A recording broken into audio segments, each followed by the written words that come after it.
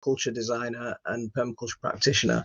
He's the founder of Lily House Permaculture and Transformative Adventures, and he's been working in permaculture for quite a long time. He's been on our live stream before, so he needs no real introduction. He's done a lot of great work, and we want to talk about quite an important issue today. We want to talk about microplastics and plastics in gardening in general, and how we can go about reducing plastic and plastic waste. So without any further ado, I'll bring on our special guest tonight, and here we go. Mike, welcome to the stream. I hope you're keeping well. Thanks very much for joining us tonight. Yeah, so happy to join you and chat about gardening, one of my favorite topics. I think it's been over a year since we've last had you on, so it's been way too long. But I'm glad to have you back. Well, glad to always be back and be chatting with you. I always appreciate your videos and love following what you're doing. Oh, fantastic. Thanks, Mike. So it's quite an important issue tonight that we're going to talk about. We're going to talk about plastics and microplastics and how they're impacting the environment. So if you want to kick it off and give us an introduction on how plastics are causing a problem, and we'll talk about some of the solutions as well. I'll quiz you on some of those as well.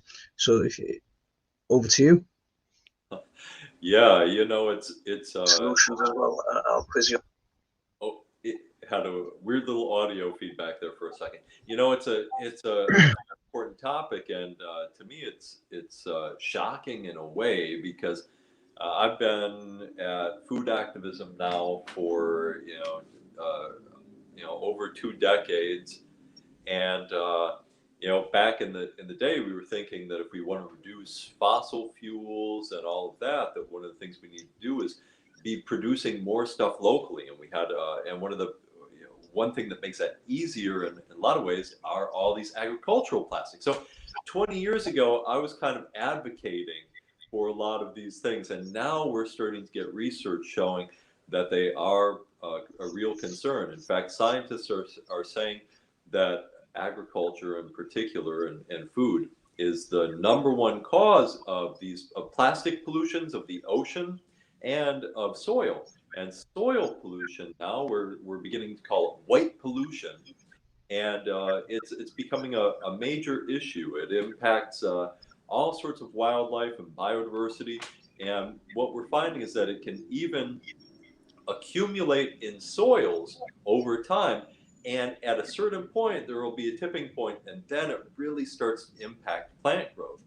And it's kind of scary, these things we're calling microplastics in particular. Plants can take them up into the roots, and we're even finding things like in fruits and in plant tissues and vegetables, these microplastics embedded in them.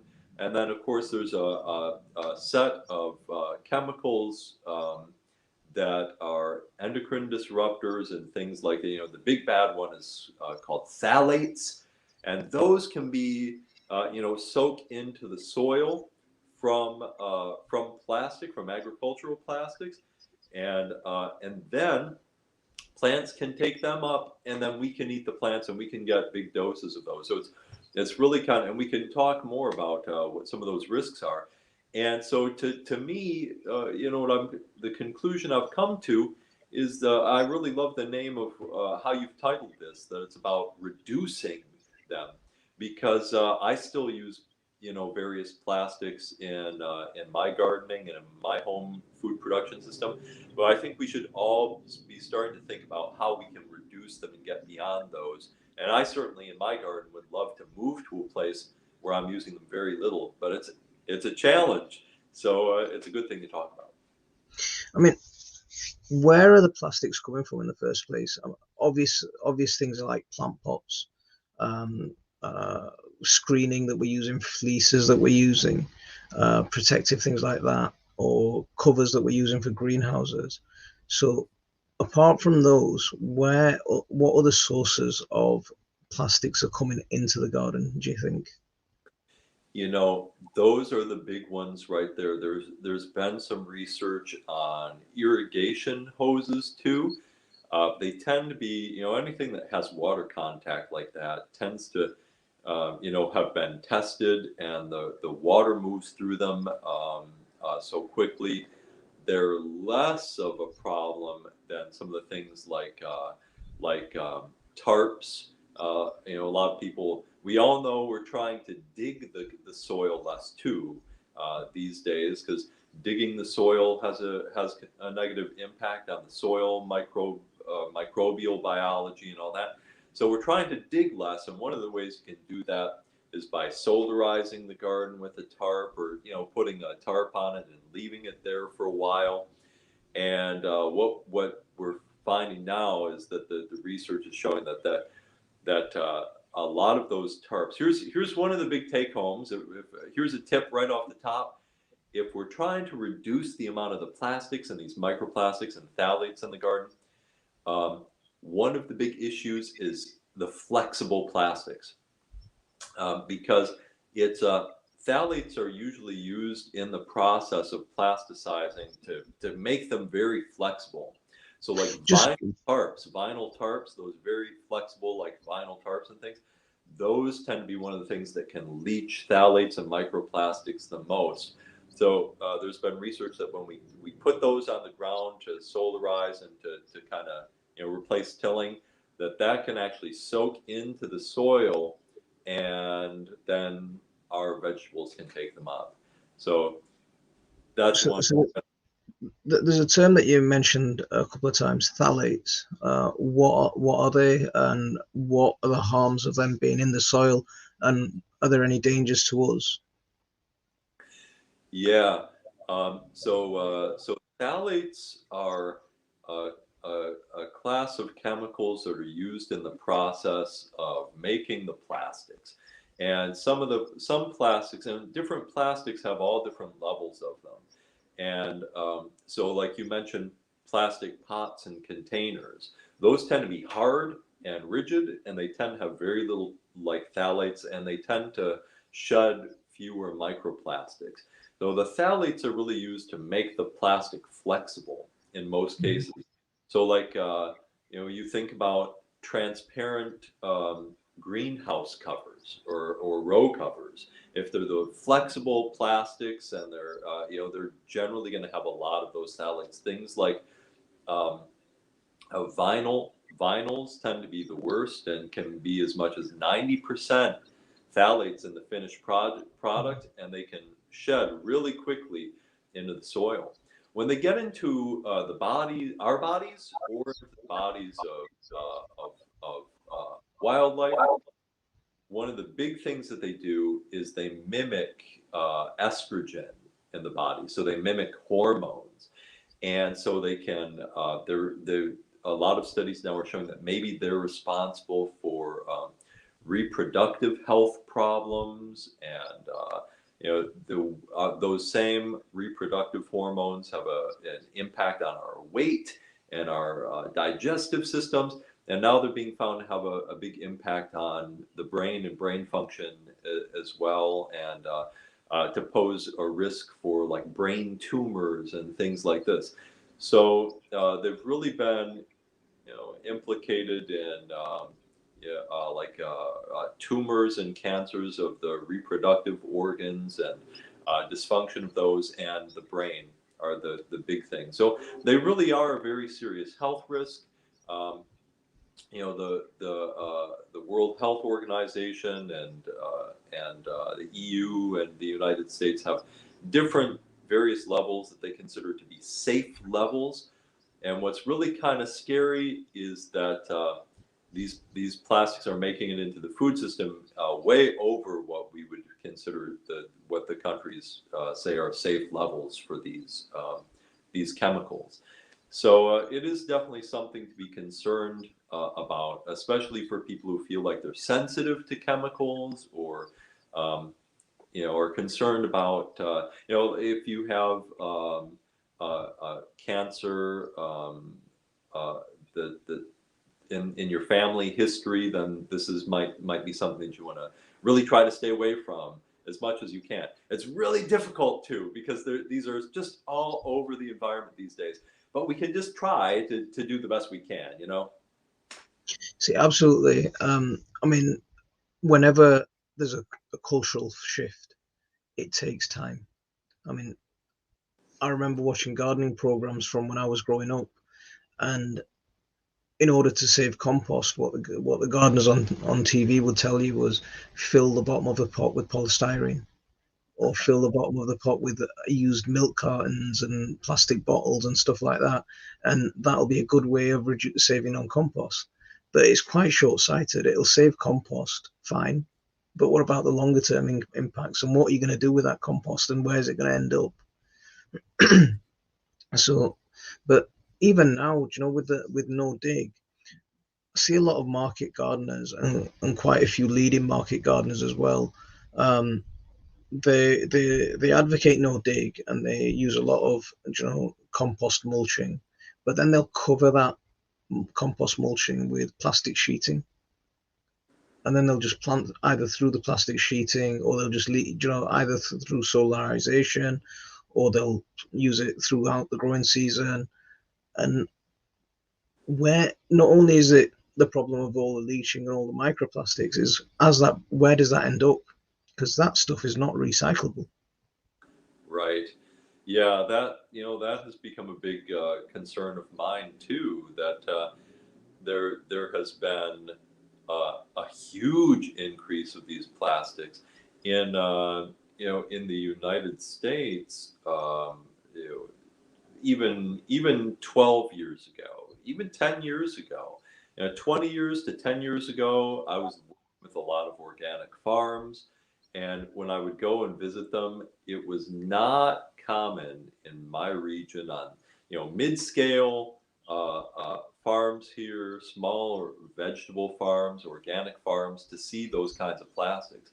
Where I would see them is in big, big scale vegetable farms, things like that. And now when I go around, they're really all over the place. And something that I think we have to be. I want to always be really careful about this, because I think we should have an attitude of working with our farmers, and of being gentle about, because we want to support them. We want to support small farms. We want to support that. We want to support small, local community food sovereignty and all of that. So we have to be careful about it. At the same time, I think we need to start acknowledging the risks of these things, because they're just becoming more and more common. And once you have some in your area, once you have some organic farms start to adopt these plastics, it almost becomes a race to the bottom, because they make weeding a lot easier. They make a lot of our gardening tasks a lot easier. So once you start getting a few people in your region who are doing it, everybody to compete has to start using them as well. And so there's anyone out there can look online. They can find a study where they tested organic. What the researchers were actually shocked. What they wanted to do was they wanted to test a family for their baselines for microplastics and phthalates, and then they wanted to do a detox diet and test them again and see how it impacted their health. So they did this with I think 3 real families. And to do that, what they did is they tested their baseline based on their diet, and then they put them on a super strict all organic diet. And when they did this, they had a team of the research team actually took all the food and made sure it was never wrapped in plastic. So when it went to the store from the farm to them, there was never a part where that food touched plastic, because they didn't want that phthalates contamination to come in. So they were trying to do this detox diet. They measured them at the end of the study, a few month period, I think, and their phthalates levels went through the roof. They all went up. What they found was the source of the contamination was the organic farms. And it came largely from things like we were talking about, the plastics in the greenhouse, plastic row covers, plastic mesh, all of that. All these things that have just become really common tools in modern farming. And so that was really shocking for me to see that here and I will also want to say I still support organic farming too, but we can support these things in a way that we also talk honestly about and try to push them in a more positive direction. Because that's a result I don't think we want to have. I don't think we want to have people going and getting on an organic diet and eating organic food and having their phthalates levels go up because of it and having their microplastics contamination going up. So it's a I really appreciate you having this discussion with me and trying to do it in a way where we're not demonizing anyone. We're understanding there are economic reasons why this has gotten to be this way, but we probably want to try to move it back the other way. Absolutely. I mean, that's what we want to talk about. We want to talk about how do we go about changing these things as well. Um, so when we're talking about these organic, the label organic, yes, it's weed free, it's pesticide free, it's herbicide free, but there's an additional risk there that's a hidden risk really. But most of us, when 6 months ago, I wasn't aware of this. I mean, it's actually looking at some of your posts that got me started thinking about this, because I was quite an advocate for using plastic as a mulch, and as a ground cover over winter. And one of my composting methods actually uses the concept of solarization to produce fast compost. Um, so when I started looking into it, I'm starting to think, okay, there's something more here that's beyond what the surface level that I've scratched at, and it's something. Okay, it's fine. I use a black bag for my rubbish, and then I recycle a black bag for storing something else in. But where's the leaching happening? I can delay the length of time it goes to the compost, to the landfill, or to the incinerator. But in the meantime, what am I doing with it? So Yeah. it's a trigger for me to get me thinking as well. Yeah, and me too. Like I was saying, I do not have a 100% plastic-free gardening system, and a few years ago, I was still a fan of my little plastic sheeting greenhouse, and I live in a cold climate of Michigan in North America, and so it really helps get a start on the spring and later into the fall to use those things. And there's a very recent study out looking at the air quality inside these and looking at how it's being taken up by the soil and by plants in those plastic kinds of greenhouses. This technology really, China has led they call it their white revolution, is the plastics revolution. And so they've also done research on the impacts of it. And now they're starting to look at it and have some real concern about these plastics contamination. And there was an American study too on it, and they found that that this that the phthalates and the plastics off gas from these, and so the air quality inside them had high levels of phthalates that were considered dangerous. And then, of course, that they settle on the plants and get taken up through the air into the plants. So, and they settle into the soil as well. So I thought as much as this plastic greenhouse makes my life easier, and it did. They're very handy tools. I made the personal choice that was one level of exposure that I just didn't need to have. I can find some other ways to do that. And to the extent, especially when I was working with clients and customers, I do a lot of like helping other people start gardens. To me, one of the easiest things I could do is tarp the soil, because I can come back in a month, and especially like you were saying, over winter, I'm ready to go. That's so much easier than digging or any other way. And I'm trying to move away from that. And my advice, or what I tell people, is I'm going to keep saying the same thing over and over again. I don't want to be an extremist about it. I don't want to freak people out too much, but our exposure levels are too high. And if you're making the choice about how you can do a garden bed and how you can prep things like canvas. Canvas doesn't really have that risk. So if you can use canvas instead, a big canvas sheeting or a canvas tarp would be better than a vinyl tarp. It usually doesn't work quite as well, or quite as fast, but it'll work. And sheet mulching with cardboard and organic matter on top, that also feeds the soil. So not only does that clear the soil and give you a nice weed-free bed, but it also feeds the soil. So there are some alternatives, and I'm starting to try to use more of those alternatives whenever I can. See, I'm a big fan of, if you've seen my videos, you'll know that I use a lot of wood chips. I use wood chips, and for me, I'm a big fan of using anything that's free. So if it's free, then I want it. So if it's grass clippings, wood chips, whatever I can get my hands on that's free. But with that, I apply probably 6 inches of wood chips at a minimum every winter. I have, when I grow my potatoes, for example, I'll have 18 inches of wood chips piled on at any one point just so I can grow my potatoes. And then I'll move my way around the garden with setting up, each year a new bed with 18 inches of wood chips. And then by the time I've got round my whole garden, I'm back to the first bed I started in, a fresh, with 18 inches of wood chips again. And I'm building the soil that way as well. Right.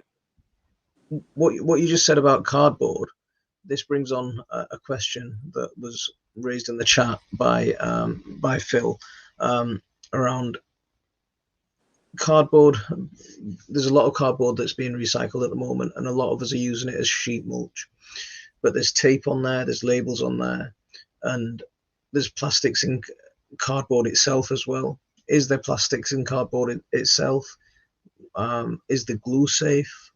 What are your sort of opinions on that? Yeah, there have been just a couple of studies looking at that as an issue, and like the newspaper and cardboard, they are going to have some amount of risk, as you just pointed out. Nothing is going to be risk-free these days, and that way there are some.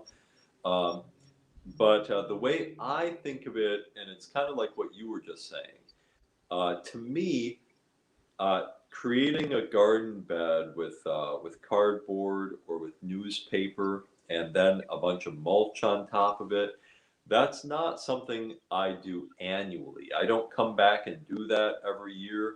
I think that does create a risk. It can also create an imbalance in the soil nutrients.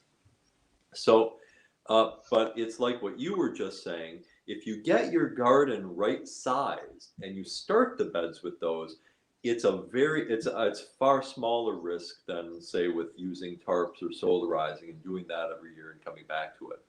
So you're reducing your risk. And then my gardening is just like yours in that way. I keep everything in deep mulch all the time. I use free things. I use mulch grown on site. So once a bed is created, I keep it mulched all the time. Weeds are never going to be a problem in it in that way. And then, so it's a one-time exposure. It's a one-time increase. And yeah, definitely take off plastic tapes. Be careful about it. Take the time to take all that tape off of there. Don't use cardboard that has a shiny surface. When you buy like a new TV or something, it has a picture of the TV on the box, which I always think is kind of weird. What's in that box. You don't need a picture of the TV, but that picture will have plastics and microplastics in it. So shiny things, I stay away from those shiny surfaces. But there's some glue and all that. But to me, the key is what you were just saying. You do it one time, you get that down, and you keep using mulch on top of it. And it to me, you're going to end up with soil. I've started a lot of gardens that way, and then I sent my soil to be tested for contaminants and all of that and nutrients. And they sent back saying, you know, that it was like the best soil. You know, it was like perfect soil. It was perfect soil, and there's no real measurable contaminants at that point. So I would say that that seems pretty safe to me. You know, if I can add one more thing about what you're doing, it also feeds the soil. This is something a lot of people don't realize. But like when you make a compost pile. You make a compost pile out of the same sorts of things that you make mulch out of, right? That mulch has a lot of nutrients in it. A study from Cornell found like that 4 inches of wood chips used in the garden every year contains about the same amount of nitrogen as that an inch of finished compost, which is, you know, what organic gardeners usually recommend every year to keep the fertility in the garden up. It's about an inch. And so what you're doing, you probably still add well, I know you do because you have videos on your composting system. But you know, if you were being lazy, you probably don't even need to compost or add compost to those beds because of all that mulch you're using. So you're building super soil. That's probably sequestering lots of carbon, and you know that's how you end up with a great garden that has great vegetables. See, there's a couple of things that I want to just mention there. Do you know with the cardboard, how you were saying you use it annually? I use it more frequently than that. I do use it. So you said use it as a one-off setup, but I use it a bit more frequently than that. I do use it annually because on my beds I grow a lot of cover crops, and the traditional way with cover crops is to dig them in. Come spring, dig them in and incorporate them into the soil. But the way I like to do it is I'll sheet mulch over. I'll chop and drop the cover crops, and in order to get them down at the root level, I'll sheet mulch over the top of that and add another inch or so of wood chips. And then by the time it comes to me planting, the soil, you know, everything's broken down. Is really looking good. That's one. So I do use. I am less concerned when it comes to cardboard. Yeah, I think there's very little risk. I agree with you. There's very little risk. I mean, I think I think some of the with especially in Europe, some of the European laws around the stuff that can be contained in cardboard is a lot stricter. I'm not sure how it is in the US, but I know some of the cardboards coming over from the Far East are a little bit less. Some of the inks are still the old metal-based inks, you know, the heavy metal-based inks that are being used in them. So if you do have packaging from those sorts of things, that's one thing that I'd say avoid. But a lot of the inks nowadays are soy-based inks. This is the same sort of stuff that's been used in newspapers. Like you mentioned before, avoid the shiny stuff. I bought a lawnmower last year, and the box of the lawnmower is really glossy. Okay, it's not like a glossy magazine, but the cardboard box had a layer of plastic film on top of the box, and that's just, what is the point? I'm not going to eat I'm not using the box for, you know, I'm not going to keep that box forever. It just needs to get from the shop to my house. I want to get the lawnmower out. And for most people, that box is going in the bin. Yeah, It's absolutely bonkers. yeah, it is. You know, and these days, probably inside that box, you know, a lot of times we'll get a box like that, and yeah, it's like a laminated box, like you want to frame it and keep it forever, like this is your family heirloom cardboard box, and then inside there'll be another box, and inside that there will be like another box wrapped in a plastic bag. We're getting really silly with the amount of packaging materials we're using on everything. So, you know, maybe we'll have a movement like we had with shopping bags and all of that to reduce the amount of unnecessary packaging materials that that companies are using these days. See, there's alternatives out there, and there's more research being done in alternatives actually. Do you know, like normally when you buy a TV, it'd come wrapped in polystyrene, so big polystyrene blocks at the either sides to stop the thing from shaking about. But there's stuff that you can get from recycled cardboard, which is there. But even better than that, there's mycelium you can use. You know, people, there's a lot of research being done into using mycelium to create packaging now, for stuff like that. And I think that's a really advanced way of going forward, because that'll easily break down in the garden, and that'll add so much nutrition to the garden. I mean, the stuff that they're using is probably dead, but once it breaks down, I think it'll be phenomenal if they do go down that route. Yeah, I think so too. I hope we're going to end up with a lot of those. Now, one we could talk about. There are some, and some people watching might be aware that there are plant-based plastics, usually made from corn, and we're now getting like the black agricultural plastic that's made out of biodegradable natural materials. The thing about those is that now we're just getting our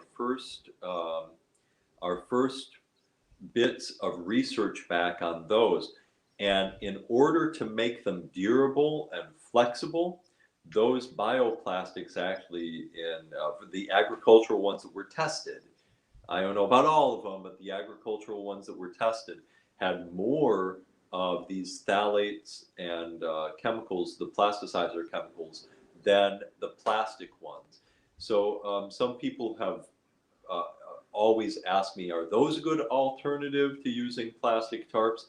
And they might, for one, they're usually a lot more expensive.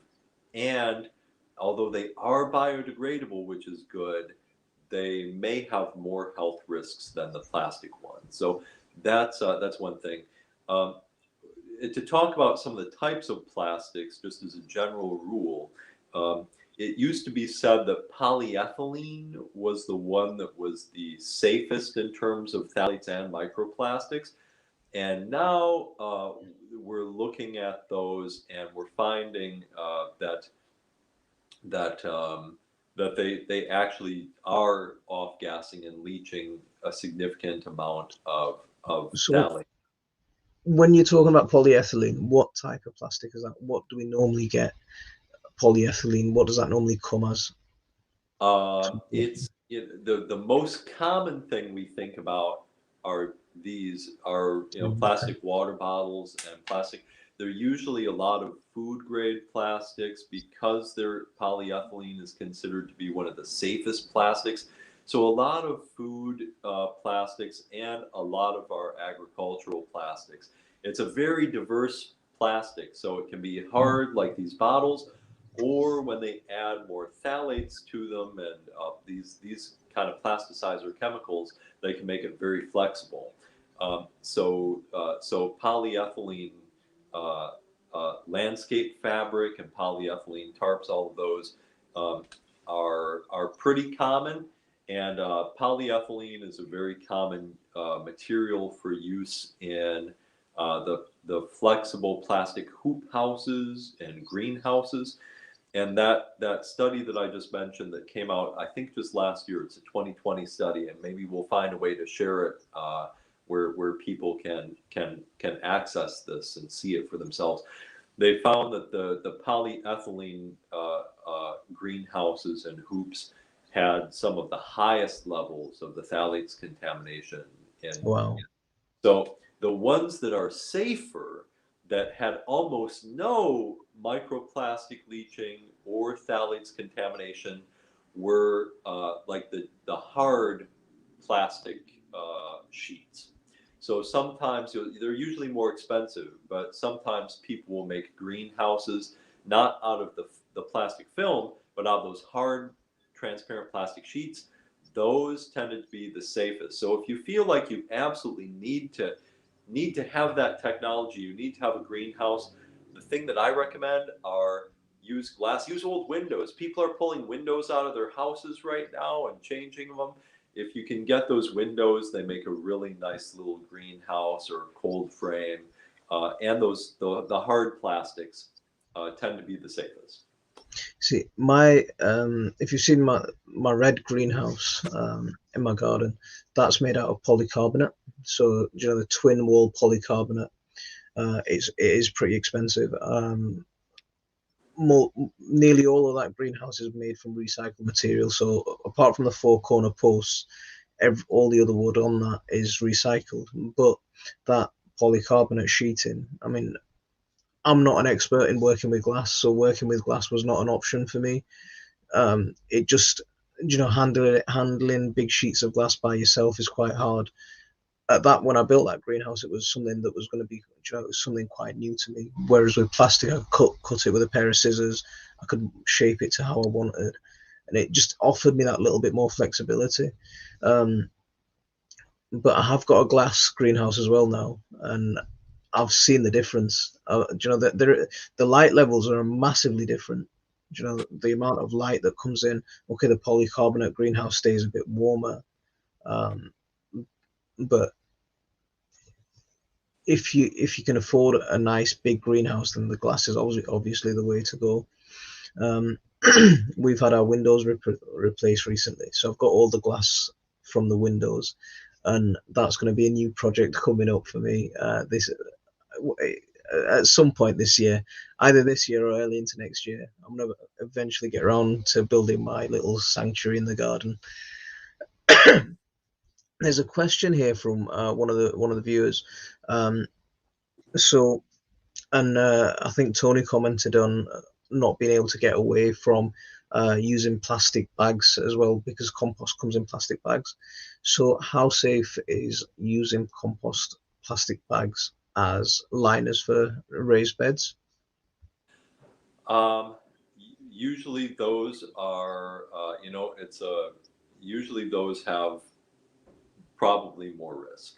So I would say, if you can avoid it, if it were me and I had the option, I might try canvas or old. You know what I've used before for things like that? I'm wearing them right now. Old jeans, old clothes, things like that. And I'll use a lot of layers of them so that weeds can't get through. I understand. Unless you're doing it to create that, a wicking bed, a self-watering bed. No, normally it's you. Do you know if you make like a wooden trough type bed? Normally that kind of plastic is used to line the wood to stop the wood from rotting. Yeah. So, Yeah. so what could be used as an alternative to that? Do you think? Um, that's It's a a hard one. It's a hard one to find because I'd still use plastic for that. I'd use the old. I mean, I use the old compost bags to store my finished compost. yeah, Um, uh, because if I put it in the bin, then it's going to landfill. yeah. So it's finding that trade off. Where is the trade off? So normally for me, it's when that bag's got so many holes in it that it's not doing an effective job at holding that compost in anymore. That's when it goes in the bin. Yeah, the other thing there is that's when these tend to get the least safe in terms of Mm. things like microplastic. Once a plastic is starting to visibly deteriorate, it's probably shedding a lot of microplastics. Um, another thing another thing to keep in mind is like if we can come up with some general rules to help improve our safety around these and reduce our contamination. Another one would be that the phthalates are and microplastics. The plastics tend to shed these more or gas more when they're being. I can't remember the study that I was talking about with the families where they tested the families and they put them on an organic diet.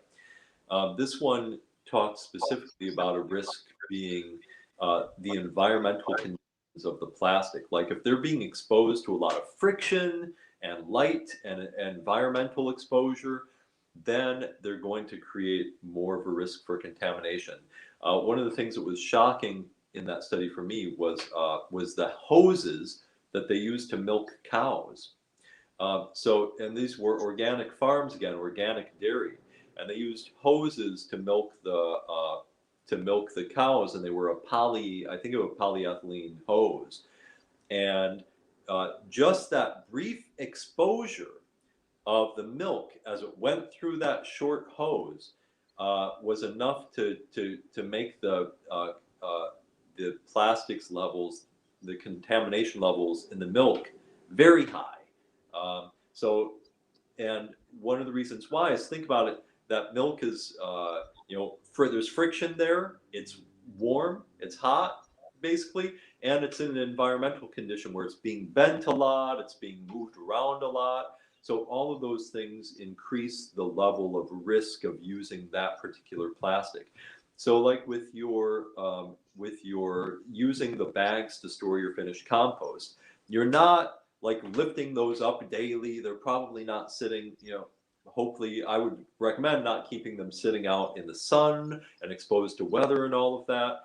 Then you're reducing the risk that that's going to, contaminate your compost in a very bad way. But if you're doing something where you're moving these a lot, they're in contact with the weather a lot, that's something to just keep in mind. That increases the likelihood that those plastics are going to shed microplastics and phthalates. If you think about a hoop house, the hoop house is constantly exposed to the weather, the sun, the rain, the wind is knocking it around all the time. That's one of the reasons why these, I think, have been found to shed. So be such a risk for contamination.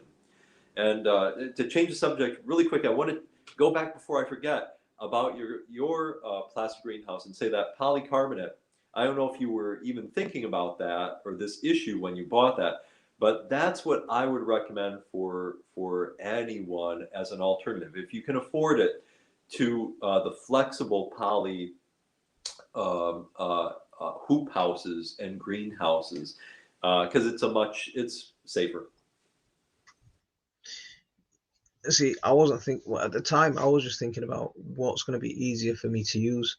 I mean, the reason that I didn't go down the polytunnel route was because a big chunk of, roll of plastic would be heavy for me to lift in one go. And that was the biggest, at the time, I mean, I have back issues. So when I built that greenhouse, my back was really bad at the time. So my worry was, how am I going to get that from the car to the bottom of the garden to build that greenhouse? And I think my wife was pregnant at the time, and that's why I was like, no, I can't do this on my own. And that's the only thing that stopped me from going down the polytunnel route and using that sort of flexible plastic. So it wasn't something that I was thinking about, but I'm quite lucky that I went down this route. So sometimes fate points you in the right direction. Yeah, if I had invested in one of those instead of the flexible poly that I had, I'd probably still be using that. Instead, I threw mine away because I kept the rack, but I threw that material away. And think about that too. I'm not really happy about that. At the end of the life of all these materials, what do we do with them? They really can't be recycled at that point. There's nothing you can do with them but throw them into a landfill, and I also don't feel great about that either. So, yeah, I mean, could they be used as a source of fuel? I mean, they are a lot of these plastics are petrol or petrochemical based. Could there is there a scope for them being used as a source of fuel actually? Or how bad would the gases coming off that? Would that be even worse than putting it into landfill? I am aware of some. I try to keep informed on sustainability issues, and I do know that in fact, one of my municipalities that I've lived in the last few years had a big project to do exactly that. What they found was it wasn't yet economically feasible to do without also adding a lot of tax money to it. But you're absolutely right. There are technologies we're working on to do those. So hopefully, I always like to think, when we talk about this sort of thing, there's a real tendency for us to just wallow in it and think, oh no, we're destroying the planet and we can't recover from all of these plastics. I think we're developing solutions to these things, but I think that also doesn't excuse us. The fact that I hope there will be solutions in the future, I don't think we should just trust that 100%. And so we need to take personal responsibility over those materials we're using. But then, yes, I hope that there are some promising technologies in the future that can help. I mean, in the city that we're in, there's there's uh, there's a electricity generating plant that takes a lot of the rubbish that people's waste, and it burns. It's an incinerator. It takes all that, burns it all, and turns it into electricity. It's supposed to be a carbon zero building.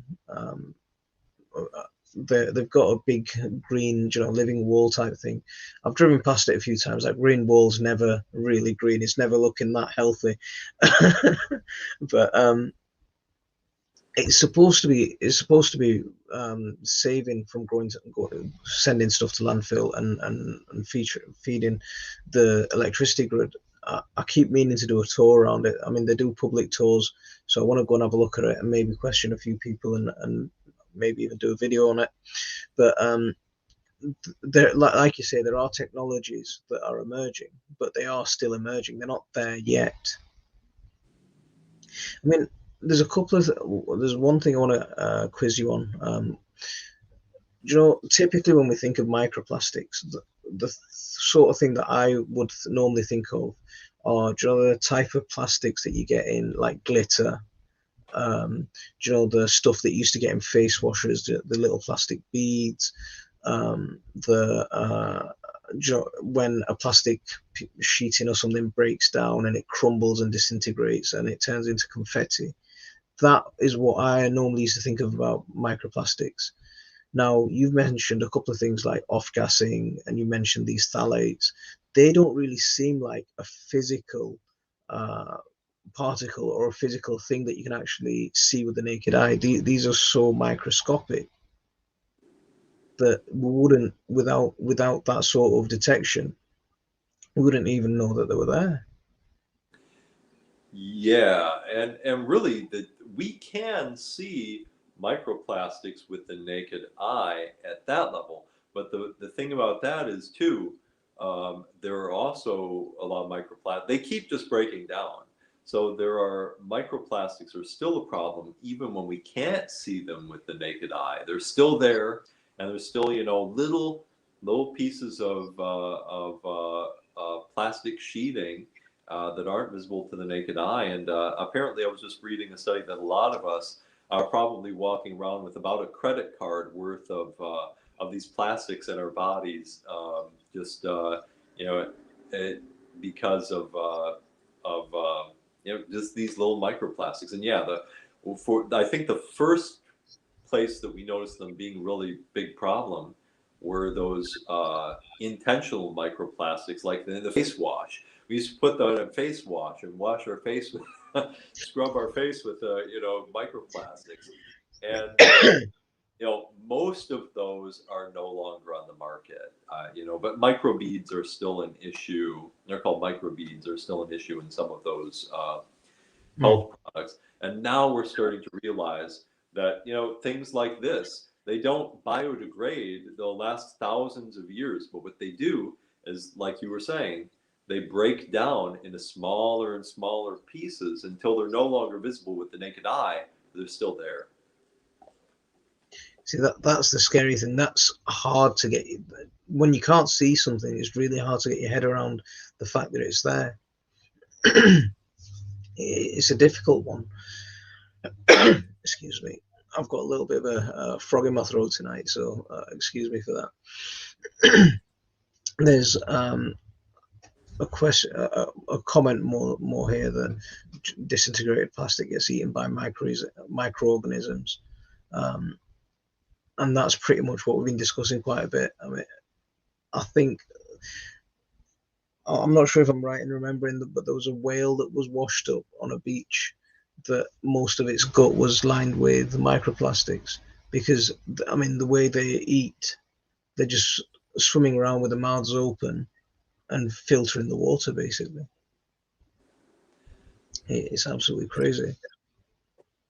Excuse me. Yeah, the same happens on land. We know now too, and it starts out at the bottom of the food chain.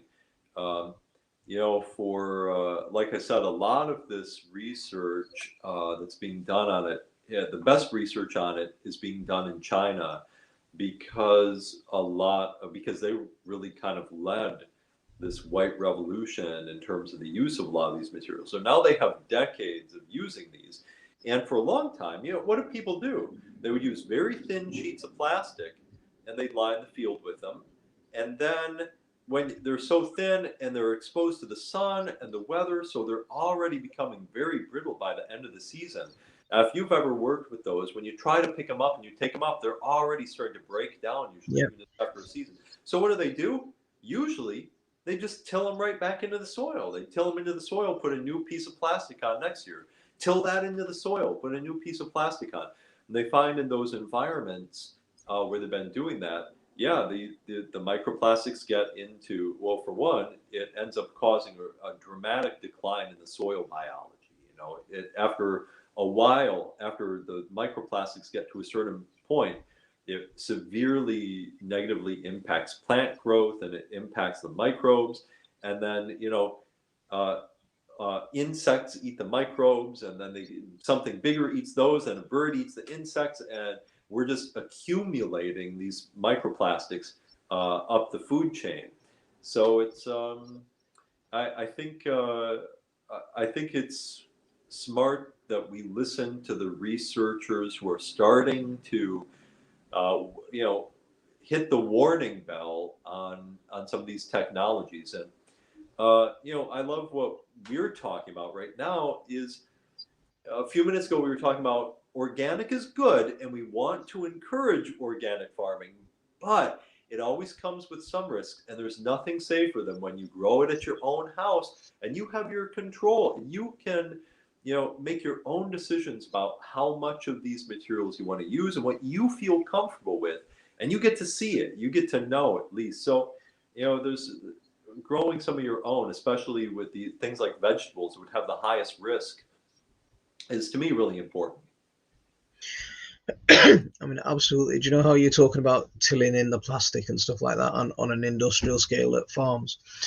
I was watching a Countryfile program. And Countryfile's a documentary in the UK that they talk about farming life and what the farming culture is. And they were talking about there's a couple of farms that use a kind of compost that they get from sewerage works. So the sewerage sludge, and they're importing a lot of plastic, and from industrial plastic manufacture, importing a lot of compost from industrial composters, and up to 10% of that was microplastics. Yeah. When I heard 10% kind of number, that is massive. That's not a tiny. That's not a small amount. That's Yeah. not. We're not talking about trace elements. We're talking about just covering the field in plastic. Yeah, that was one of the things that they found in that study that tested the families that I was talking about. They went back through after that study and tried to identify all the sources of the microplastics and phthalates. And they found the same thing here with that one of the biggest risks was the sewage sludge. And that probably is still from like microbeads and stuff like that. But the number was really shocking how much. And and that was since they're organic farms, they're not getting their fertility from fossil fuels and synthetics. They're getting it from things like manure, and some are using the sewer sludge. And yeah, I mean, here's an interesting point about plastic bottles put into the ground as a way of making underground watering systems and watering direct. I mean, I used to, you know, like if I buy a milk bottle, so I'll buy a 2 litre milk bottle, and come springtime, I'm using those milk bottles to grow my tomatoes in. So they make quite deep, 8-inch deep planting pots. They're about 2 litres. They hold a good amount of compost, good root system for the plant. But then the top half that's cut off, you know, with the funnel on it, I used to use that actually. So I used to use that, and I'd plant that at the base of squash, and I'd plant it, you know, and I'd water into that, so I knew where I was watering to get my water to the roots of the plants. But some of the stuff, Henrik raised an important point, is that some YouTubers will put out some information like this, whereas people who work in the industry, people with some expert knowledge, will say don't do it. Yeah. So that's one of the drawbacks of social media.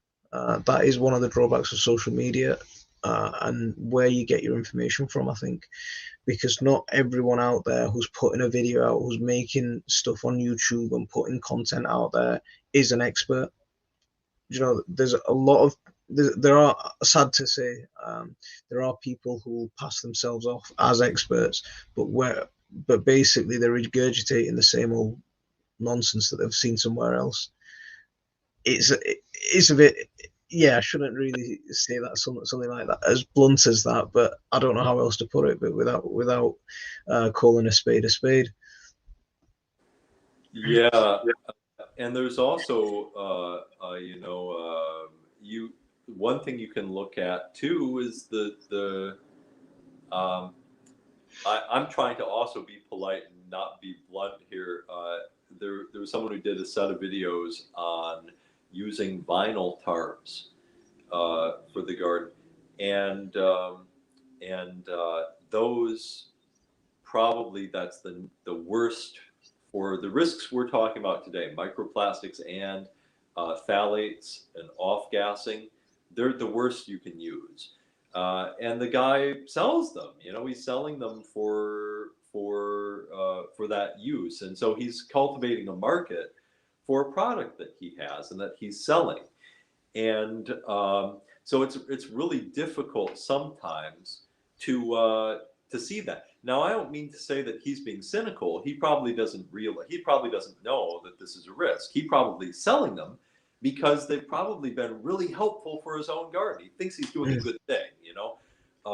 But it's just yeah, so I agree with you. You can never. It's a great world we have where you can see what other people are doing and we can share information with each other so easily, and that's all great. And then you're right, we can also share not helpful things too. Yeah, I mean, we've seen that over the last sort of few years, especially with the sort of death of truth or death of facts, really. um, it's almost at a point where opinions are now facts, and everyone's got an opinion, at least. but Yeah. but we talked about some of the bad negatives of plastics. So how do we go around? What alternatives can we use? Do you know, we've talked about some of the alternatives for mulching with plastic. We can use sheet mulch. We can use deep mulching systems. But things like pots and things like these bottle watering systems, what alternatives are there out there? Yeah, like you were saying, mulch is great because one, it feeds the soil, it suppresses weeds, um, and it helps conserve water. So if you're not doing deep mulch gardening, that's one thing that can help reduce things like irrigation hoses and bottle watering systems and stuff like that. Um, things like like these and water bottles, milk cartons. If you can use cardboard to replace them, the cardboard cartons that they sell milk and some things like that, and some those are usually preferable. although they have a plastic lining. Yeah. So, uh, you know, it gets to be an issue of rethinking almost your approach to gardening, and really starting to look at how do you get water to the garden in a more passive way, so that you're not having to use things like plastic. So if you can route your roof top, your gutters or your rooftop or whatever, and route that water to the garden in some sort of way. You can dig a trench to do that, and then you can store that water there in the soil. You know, the best place to store water is in the soil. You know, when we're talking about, and then another thing is thinking about what the biggest risks are and eliminating those first. We were talking about the hard plastics, like plastic pots. I'm trying to replace mine with going to garage sales, buying old ceramic pots, using cardboard as temporary pots, cardboard boxes, things like this. They don't last a whole season, but they last long enough to healthy. But that's less important than reducing these things like the flexible plastics, like tarps, uh, row covers that are made of plastic mesh, um, and hoop houses and things like this. Those are probably the highest risk plastic. So if we can start with those, we've probably done a lot to decrease our risk. And then it's just a matter of, like you were saying, you try to think of where your biggest reliance on plastic is, and seeing if we can reduce the amount of contact to the plants and produce too. See, there's one thing that we haven't mentioned. We've talked about the mulch and stuff like that, but weed fabric. Have you seen the weed control fabric? It's sort of often it's interwoven threads of plastic, or it's really porous type of plastic to let that water through. It does a terrible job at controlling weeds. Right. First of all, I don't know why they call it weed fabric, because weeds just grow straight through it. Uh, Soil settled on the top of it, and weeds grow through it that way as well. So they're going through it from underneath to the top, and from the top to the bottom. And when you try and dig that stuff out, or pull it up, it just shreds. It just disintegrates into your hands. It's uh, Personally, I'd want to see that sort of stuff banned. I'd want I, to see governments taking legislation in getting rid of that sort of stuff, because it's taking money from people. Most of us don't have money just to throw away. Most of us who are growing our own food don't have that sort of resource. It's So there's that aspect of it, and it doesn't do what it's supposed to do, and you've got the waste product at the end. What do you do with it? yeah, you know what, uh, of there have been a few years in my life where I usually try to take about just talk about like my business model. I focus on my own gardening and stuff like that, and usually I find I can do about 3 clients for like designing and installing edible landscaping for them. I can do about 3 a year without it impacting my own gardening.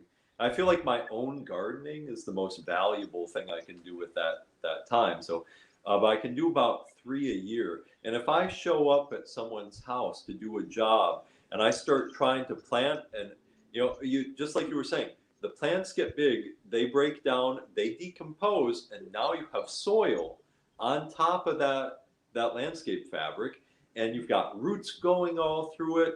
So it has all of those things we were talking about. It's exposed to the elements, and I'll get there. If I get there and I start digging, and underneath that soil, there's a layer of that landscape fabric, I'm like ready to quit. I'm ready to go home. It doesn't matter how you don't have enough money to pay me to deal with that landscape fabric. Like I've literally almost walked off a job and thought, okay, these are really cool people. I want to help them. I'm going to go back and I'm going to try to get up this landscape fabric. But you're right. It just crumbles and breaks down. It makes a huge mess. They're usually made out of some of the materials that have the highest risk for all of these problems. And you're right. I have no idea why they call it weed fabric. Maybe because it actually helps the weeds become more of a problem.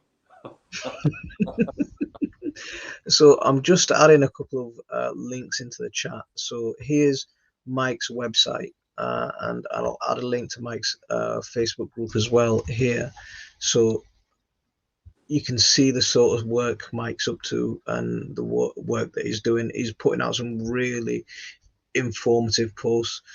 You've got a book coming.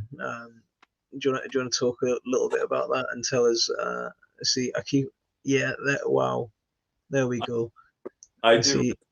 It's coming out November 24th, and the original idea for the book was the name of the book is Beauty in Abundance, and it's about hold that book up again so we can everyone can get a good picture of it. Mm-hmm. There we go, Beauty in Abundance, and tell us about it. And the idea of it is the first focus was on creating edible ecological landscaping, creating a beautiful, abundant home landscape for yourself. So, and the idea is, one, that there is beauty in this kind of lifestyle of being connected to your own food and being connected to nature in the way that we do as gardeners. And then it's also sets of patterns for helping to do it in a beautiful way. As what I find here is a lot of times people will start to do to create their own home food system with fruit trees and with vegetables. And then, in a lot of places, the neighbors will complain, and then you get fines. And so it's a part of it is about trying to do that in a way that's much more beautiful. But one of the things that I realized is that, to me, it's impossible to talk about having a beautiful environment if you're not growing the food in a way that's also beautiful. And by that, I mean sustainable and building the soil and building the ecosystem. So, there's a few chapters in here on some of the things that we're talking about, techniques for gardening that will help you do it without plastics, poison, and petroleum. And